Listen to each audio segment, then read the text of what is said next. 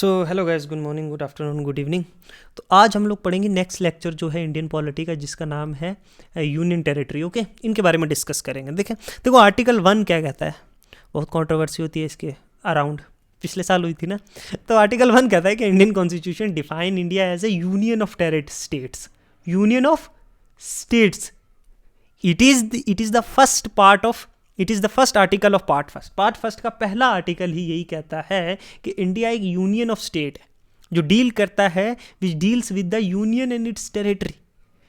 Union, देखो ये एक लार्जर, मतलब आर्टिकल 1 जो है ना, वो सिर्फ स्टेट्स को नहीं इंक्लूड करता, या सिर्फ यूनियन को, या सिर्फ देखो ना, यूनियन ऑफ स्टेट्स तो कहा है, लेकिन यूनियन और उसकी टेरिटरी सबको इंक्लूड करता है। देखो कैसे इंडिया क्या है, आर्टिकल 1 क्या कहता है, सबसे पहले name and territory of the union, जितने भी हैं वहां पे। टेरिटरी एक वाइडर कॉनोटेशन है, याद रखना। इसमें सब आता है, कोई बाद में एक्वायर की इंडिया ने, कोई इंडिया ने थ्रू एग्रीमेंट किया या थ्रू वॉर, कुछ कैसे भी। India that is Bharat. India वो क्या है, जो भारत है वो इंडिया है। इंडिया जो है वो भारत है। शैल भी क्या होगा, एक यूनियन होगा स्टेट्स का। States and its territory therefore shall be specified in the first schedule of the Indian Constitution. तो टेरिटरी, अब टेरिटरी ऑफ इंडिया क्या एक्वायर करता है, टेरिटरीज ऑफ स्टेट भी हैं उसमें, टेरिटरीज ऑफ क्या है, यूनियन टेरिटरीज भी हैं जो फर्स्ट शेड्यूल में है, और सच टेरिटरी विच में बी एक्वायर्ड, मतलब फ्यूचर में जो है एक्वायर की जा सकें, जो टेरिटरी इंडिया के अंडर आएंगी। समझ गए। अब क्या है, देखो जब इंडिया ने इंडिपेंडेंस गेन किया ना 1947 में, ठीक है, तो यूनियन टेरिटरी जो थी वो इनिशियली क्या थी, प्रिंसली स्टेट्स थी, और ब्रिटिश जो है एडमिनिस्ट्रेटिव प्रोविंस थी, मतलब ब्रिटिश की डायरेक्ट एडमिनिस्ट्रेटिव प्रोविंस थी, है ना। कुछ प्रिंसली स्टेट थी जो इनडायरेक्टली थी, कुछ डायरेक्टली थी। अब देखो जो इंटीग्रेशन हुआ इनका इंडियन यूनियन में, एक सिग्निफिकेंट टास्क था जिसके बारे में हम पोस्ट इंडिपेंडेंट में, मॉडर्न हिस्ट्री में बहुत डिटेल वाइज करेंगे। यहाँ हम लोग पॉलिटी पढ़ रहे हैं, इंडिया की हिस्ट्री नहीं पढ़ रहे। फिर मैं एक बैकग्राउंड आपको बता रहा हूँ। तो यूनियन टेरिटरीज जो है वो क्रिएट की गई फॉर ए रीजन जो क्वालिफाई नहीं करती थी एज ए फुल स्टेट, जो इंडिया का नया कॉन्स्टिट्यूशन था 1950 उसके अंडर। चाहे वो एरिया भी हो सकता है, चाहे वो पॉपुलेशन के बेस पे, जो क्राइटेरियाज थे एक स्टेट हुड के लिए, जिनको नहीं मिले उन्हें यूनियन टेरिटरी कर दिया गया। ठीक है, पहली यूनियन टेरिटरी। देखो अडॉप्शन हुआ जब कॉन्स्टिट्यूशन ऑफ इंडिया का, तो पहली यूनियन टेरिटरी जो इंक्लूड हुई वो है अंडोमान एंड निकोबार आइलैंड, दिल्ली, लक्षद्वीप, फिर दमन एंड दीव, फिर पौंडीचेरी। जो पौंडीचेरी अब क्या है, पुडुचेरी है जिसका नाम। ये एरियाज जो थे वो प्लेस किए गए डायरेक्ट कंट्रोल में सेंट्रल गवर्नमेंट के। उससे क्यों, ड्यू टू कोई स्ट्रेटेजिक लोकेशंस भी है बहुत सारे लोगों की, बहुत सारी चीज़ों की, कहीं इकोनॉमिक और एडमिनिस्ट्रेटिव इंपॉर्टेंस के लिए भी, और कुछ और क्राइटेरियाज भी हैं, पॉपुलेशन और भी चीज़ें। फिर आता है रिकॉग्नाइजेशन, जो एक्ट है 1956 का। क्या आता है, 1956 का रिकॉग्नाइजेशन एक्ट। देखो ये एक्ट जो है ना, ये स्टेट रिकॉग्नाइजेशन एक्ट जो 1956 है ना, इससे मेजर रिकंस्ट्रक्ट हुआ इंडियन स्टेट्स का, कि कोई लिंग्विस्टिक बेस पे, लैंग्वेज बेस पे, कोई जो है जोग्राफिकल कंसिडरेशन पे। इस टाइम पे जो बहुत सारी सेवरल यूनियन टेरिटरीज थी वो क्रिएट की गई थी, और एग्जिस्टिंग वन जो है उनको रिकॉग्नाइज किया गया था। फॉर एग्जांपल हिमाचल प्रदेश है, मध्य प्रदेश है, उनको एलिवेट किया गया फुल स्टेटहुड में। ठीक है, बट न्यू यूनियन टेरिटरी जैसे चंडीगढ़ है, उसको as a capital of Punjab और हरियाणा जो है क्रिएट किया गया। दादर एंड नागर हवेली है, दमन एंड दीव है, गोवा है, जो क्या थे वो पुर्तगीज़ की टेरिटरीज थे, जो इंडिया ने जब टेक ओवर किया, तो Goa became the state in 1987, while Daman Diu और दादर और नागर हवेली को जो है वो एक यूनियन टेरिटरी रिमेन। अब फिर क्या हुआ, creation of new union territory 1970s और 1990s के बीच। ओवर द फ्यू डिकेड्स जो है ना, जो नंबर ऑफ यूनियन टेरिटरीज वो इंक्रीज हुई बहुत सारे पॉलिटिकल, एडमिनिस्ट्रेटिव और स्ट्रेटेजिक रीजन्स। और अरुणाचल प्रदेश, नागालैंड जो है वो became union territory in 1972, but were later upgraded to full state जब 1887 और 63 में। दिल्ली जो है इनिशियली एक यूनियन टेरिटरी थी, बट 1991 में उसे एक पार्शियल ऑटोनॉमी दी गई कि वो एस्टैब्लिश कर सकता है एक लेजिस्लेटिव काउंसिल, जो बन गई national capital territory of Delhi. Puducherry जो पहले पौंडीचेरी थी, उसकी एक लॉन्ग फ्रेंच कॉलोनियल रूल उसके अंडर रही है। उसको जो है लेजिस्लेटिव असेंबली ग्रांट की गई 1963 में, और उसे एक सिमी स्टेटस दिया गया एज ए यूनियन टेरिटरी। ठीक है, ये सारे जो है 70s और 90s के बीच में हुआ है। रिकॉग्नाइजेशन एक्ट जो जो जम्मू एंड कश्मीर का था 2009 में, ये एक मेजर चेंज लाया गया, जो स्टेटस ऑफ यूनियन टेरिटरी अकड़ कब, जब रिवोक कर दिया गया आर्टिकल 370 2019 में, इस स्टेट को रीऑर्गेनाइज किया गया। स्टेट ऑफ जो जम्मू एंड कश्मीर है उसे 2 यूनियन टेरिटरीज में डिवाइड कर दिया गया। फॉर्मर जो स्टेट्स थी जम्मू एंड कश्मीर, उसको एक Jammu and Kashmir legislative assembly के साथ और लद्दाख जो है विदाउट असेंबली के साथ 2 यूनियन टेरिटरी बना दे। अब ये एक लैंडमार्क चेंज था पॉलिटिकल लैंडस्केप ऑफ इंडिया में, रिफ्लेक्टिंग के इवॉल्विंग नेचर जो है इंडिया का यूनियन टेरिटरी। 5वीं चीज़ हम पढ़ते हैं, merging of Dadar and Nagar Haveli with Daman and Diu. ये 2020 में हुआ, इन दोनों को मर्ज करके एक यूनियन टेरिटरी। इन 2020 जो union territory of Dadar and Nagar Haveli थी, दादरा एंड नागर हवेली और दमन एंड दीव को, उनको दोनों को इकट्ठा करके एक यूनियन टेरिटरी बना दिया गया। ये मूव था कि एम एक स्ट्रीमलाइन एडमिनिस्ट्रेशन और रिड्यूस किया जाए नंबर ऑफ यूनियन टेरिटरीज को। अब करंट सिनेरियो क्या, देखो करंट सिनेरियो में 8 यूनियन टेरिटरीज हैं इंडिया में। दमन, अंडमान निकोबार आइलैंड, चंडीगढ़, ठीक है, दादर नागर हवेली और दमन एंड दीव एक ये है, 3 लक्षद्वीप, ठीक है, दिल्ली जो नेशनल कैपिटल टेरिटरी है, पुडुचेरी है, जम्मू एंड कश्मीर है और लद्दाख, ये 8, ठीक है, ये 8 यूनियन टेरिटरीज हैं इंडिया के। अब एडमिनिस्ट्रेशन कैसे होता है यूनियन टेरिटरीज का इंडिया में, वो पढ़ते हैं। इंडिया में देखो जो प्राइमरली जो यूनियन टेरिटरीज है ना, वो गवर्न की जाती है सेंट्रल गवर्नमेंट के द्वारा, समझे। हाउएवर जो गवर्नेंस स्ट्रक्चर है और डिग्री ऑफ जो ऑटोनॉमी है वो डिफरेंट यूनियन टेरिटरीज में डिफरेंट है। कुछ में लेजिस्लेटिव असेंबली है, वाइल अदर्स जो है वो डायरेक्टली एडमिनिस्ट्रेटर किए जाते हैं एक प्रेसिडेंट ऑफ इंडिया के द्वारा, जो अपॉइंट करता है एक एडमिनिस्ट्रेटर उसमें। Below is the overview of how कैसे यूनियन टेरिटरी एडमिनिस्टर की जाती है, ठीक है। अब डायरेक्ट जो एडमिनिस्टर की जाती है बाय सेंट्रल गवर्नमेंट, देखो मोस्ट यूनियन टेरिटरीज जो है वो डायरेक्टली सेंट्रल गवर्नमेंट के द्वारा थ्रू एन अपॉइंटमेंट, जो एक एडमिनिस्टर अपॉइंट किया जाता है प्रेसिडेंट के द्वारा, वो चलाता है। ये एडमिनिस्टर जो है वो रिप्रेजेंटेटिव किसका है, प्रेसिडेंट ऑफ इंडिया का, जो उसके बिहाफ पे सेंट्रल गवर्नमेंट के बिहाफ पे एक्ट करता है। ये एडमिनिस्टर जो है रिस्पॉन्सिबल है जितने भी ओवरसी करने के लिए जो जनरल एडमिनिस्ट्रेशन है यूनियन टेरिटरी की, सेंट्रल लॉ को एनफोर्स करने के लिए, इंश्योरिंग करने के लिए लॉ एंड ऑर्डर स्टेट का बराबर रहे, ठीक है, समझ गए।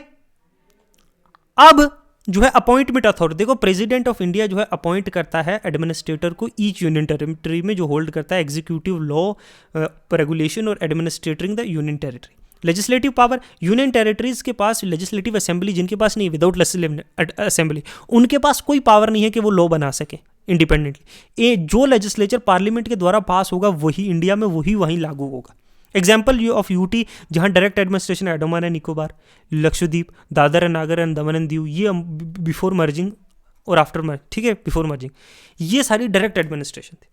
अब हम पढ़ते हैं वो यूनियन टेरिटरीज जहाँ क्या है, लेजिस्लेटिव असेंबली है, जहाँ गवर्नर है, लेफ्टिनेंट गवर्नर है या गवर्नर है, जहाँ जो है chief minister, council of minister, पूरा एक नॉर्मल स्टेट की तरह है। तो वहाँ पे भी कुछ एक्सेप्शन है। कुछ यूनियन टेरिटरी में एक पार्शियल ऑटोनॉमी दी हुई है, मतलब पार्शियल आधी सी, ठीक है, उनकी अपनी यूनियन और लेजिस्लेटिव असेंबली। ये यूटीज जो है ना, उनके पास पावर है कि वो कानून बना सकते हैं स्टेट लिस्ट के मैटर अपने टेरिटरी में, या कंकरेंट लिस्ट की भी जो अंडर कॉन्स्टिट्यूशन।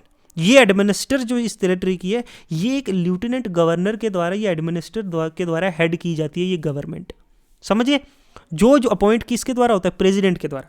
हाउएवर अनलाइक जो बाकी यूनियन टेरिटरी को छोड़ की तरह, यहाँ जो है चीफ मिनिस्टर होता है, काउंसिल ऑफ मिनिस्टर होता है जो लेजिस्लेटिव मैटर्स को हैंडल करता है, और लेफ्टिनेंट गवर्नर एक रोल प्ले करता है as a representative of state. Example in union territories की जहाँ पे लेजिस्लेटिव असेंबली है, दिल्ली, देखो दिल्ली के पास लेजिस्लेटिव असेंबली है with the authority to make law in many subject except matter जैसे पुलिस या पब्लिक ऑर्डर है या लैंड है, इसको छोड़ के जो सेंट्रल गवर्नमेंट के कंट्रोल में, बाकी सब पे।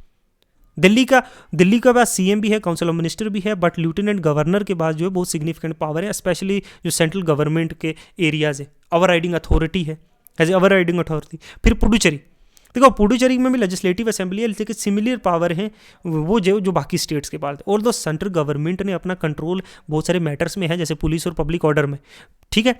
पुडुचेरी में भी एक लेफ्टिनेंट गवर्नर के द्वारा हेडेड की जाती है, जो एक्ट करता है एक रिप्रेजेंटेटिव प्रेसिडेंट का, वो जो चीफ मिनिस्टर बाकी जो है एग्जीक्यूटिव फंक्शन देखता है, ठीक है। ये चीज़ें हैं जो मैंने एग्जाम्पल देके आपको समझा दिया। अब कुछ स्पेशल प्रोविजंस जो हैं हम दिल्ली के देखते हैं, जो इंश्राइन है कॉन्स्टिट्यूशन में, जो 69th कॉन्स्टिट्यूशनल अमेंडमेंट एक्ट 1991 के थ्रू आए थे, ठीक है। और सब्सिक्वेंट लेजिस्लेटिव एक्ट भी देखेंगे जो बनाता है national capital territory of Delhi को एक यूनिक पॉलिटिकल आइडेंटिटी। दिल्ली जो है वो सिर्फ एक यूनियन टेरिटरी नहीं है, is not just a union territory, उसके पास हैज़ ए स्पेशल स्टेटस, एक डिग्री ऑफ ऑटोनॉमी है, इंक्लूडिंग जो अपने लेजिस्लेटिव असेंबली है और चीफ मिनिस्टर है, वाइल कुछ सिग्निफिकेंट कंट्रोल भी है उसका सेंटर का। कुछ की फीचर्स जो है स्पेशल प्रोविजन दिल्ली के देखते हैं, जो national capital territory of Delhi है उसके रिलेटेड। देखो आर्टिकल 239 AA जो है कॉन्स्टिट्यूशन का, वो दिल्ली को एक स्पेशल स्टेटस ग्रांट करता है as a national capital, unlike other union territories. और दिल्ली की अपनी लेजिस्लेटिव असेंबली भी है जो लॉ बनाती है बहुत सारे सब्जेक्ट्स में, जो स्टेट लिस्ट और कंकरेंट लिस्ट में, एक्सेप्ट सब मैटर जैसे पुलिस, पब्लिक ऑर्डर और लैंड, ज़मीन को छोड़ के। अब लेजिस्लेटिव असेंबली होती है, देखो दिल्ली जो है ना वो लेजिस्लेटिव असेंबली और 70 मेंबर्स हैं जो इलेक्ट किए जाते हैं पीपल ऑफ दिल्ली के द्वारा 5 ईयर की टर्म्स के लिए, जैसा बाकी जगह। ये असेंबली के पास पावर है, वो लॉ बना सकता है मोस्ट सब्जेक्ट पे एक्सेप्ट जो मैंने बताया पुलिस, पब्लिक ऑर्डर, लैंड। जो चीफ मिनिस्टर ऑफ दिल्ली है वो हेडेड किया जाता है दिल्ली गवर्नमेंट के द्वारा, और काउंसिल ऑफ मिनिस्टर जो अपॉइंट किए जाते हैं चीफ मिनिस्टर एड और एडवाइस करने के लिए गवर्नेंस कैसे की जाएगी इस टेरिटरी की। ओके, अब लेफ्टिनेंट गवर्नर जो दिल्ली का है वो एक कॉन्स्टिट्यूशनल हेड है दिल्ली का, जो अपॉइंट किया जाता है प्रेसिडेंट ऑफ इंडिया के। ये एलजी जो है ये एक रिप्रेजेंटेटिव भी है सेंट्रल गवर्नमेंट का दिल्ली में, और इंपॉर्टेंट रोल प्ले करता है किस तरह से गवर्नेंस जो है टेरिटरी की चलाई जाएगी। एलजी के पास बहुत सारी पावर्स भी हैं, पर्टिकुलरली जो रिलेटेड टू पुलिस और पब्लिक ऑर्डर और लैंड है, जो कंट्रोल की जाती है सेंट्रल गवर्नमेंट के द्वारा। तो Delhi legislative assembly can not legislate on these matters, उसमें पावर एलजी को ज़्यादा दी हुई है। तो इन केस ऑफ कन्फ्लिक्ट जो होता है दिल्ली गवर्नमेंट और एलजी के बीच में, तो प्रेसिडेंट ऑफ इंडिया इंटरवीन कर सकता है, और एलजी की रिपोर्ट जो है डायरेक्टली प्रेसिडेंट को करता है। डिवीजन ऑफ पावर जो है दिल्ली और सेंट्रल गवर्नमेंट की वो ये है कि जो दिल्ली गवर्नमेंट है वो उसका जो है वो कंट्रोल है लोकल गवर्नेंस के ऊपर, और सब्जेक्ट जैसे education, health, transportation, municipal service, electricity और वाटर पे भी। उसकी power taxation, housing, economic development पे है।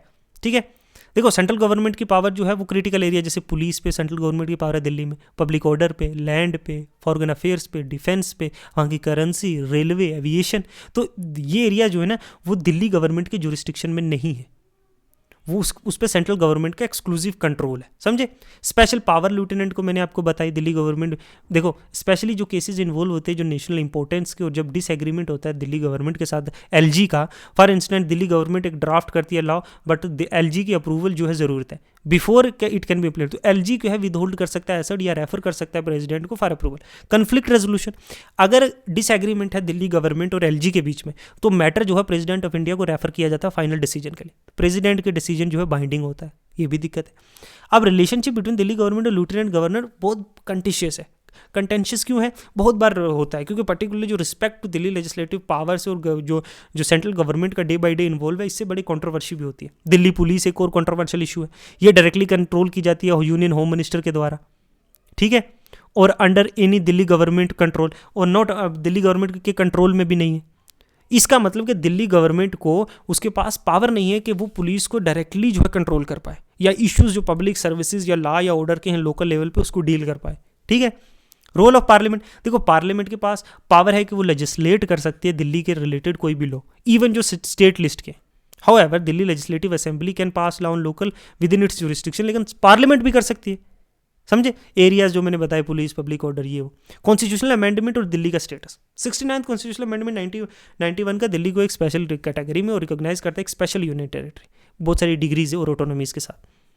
तो दिल्ली का however Delhi status remains unique, और सेंट्रल गवर्नमेंट का कंट्रोल जो है वो बहुत ज़्यादा है। दिल्ली रिप्रेजेंटेशन, देखो दिल्ली इज ये represented in Lok Sabha house of people by 7 member of parliaments, और राज्यसभा में 3 MPs। Like any other state जो चीफ मिनिस्टर और कैबिनेट है, इट डज सबकी तरह, but it does not have same level of एक पावर और ऑटोनॉमी जो है जैसे एक फुल फ्लैज स्टेट की है वैसी नहीं, ठीक है। तो ये बहुत सारे फीचर्स थे, एक छोटा सा जो हमने लेक्चर किया है यूनियन टेरिटरी के बारे में, ठीक है, ठीक है।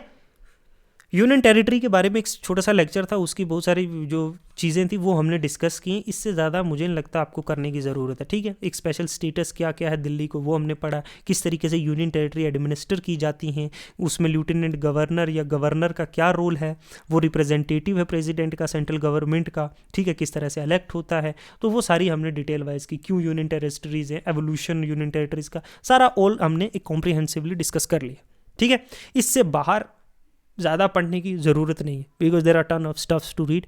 If you will get stuck in these kind of small things then you will never able to clear और achieve your dream, and you know when I am saying dream what I mean, okay.